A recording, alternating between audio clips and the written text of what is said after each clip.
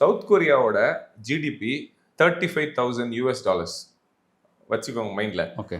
North கொரியாவோட per capita GDP 2000.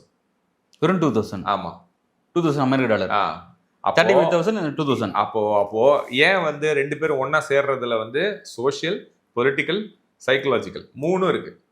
ஒரு தொடர்ந்து சைக்கலாஜிக்கலா ஒரு ஏதோ விலங்கு மாதிரி கிரியேட் பண்ணி அவங்கள வந்து நாங்க தான் உலகம், நாங்க தான் கடவுள்னு சொல்லி வளர்த்துருக்கிற ஒரு ஊரு. ஒரு 60 கிலோமீட்டர் கரெக்டா பார்டர் சியோல், அதான் கேபிட்டல் சவுத் கொரியாவுக்கு. அதோட கேபிட்டல் 60 கிலோமீட்டர்.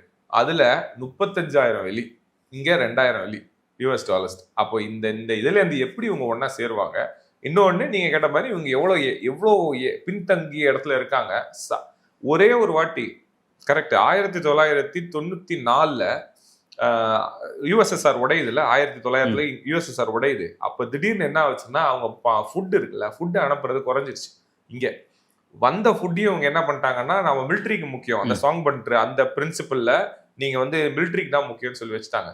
5 லட்சம் பேர் செத்தாங்க சாப்பாட்டுக்கு பசியில.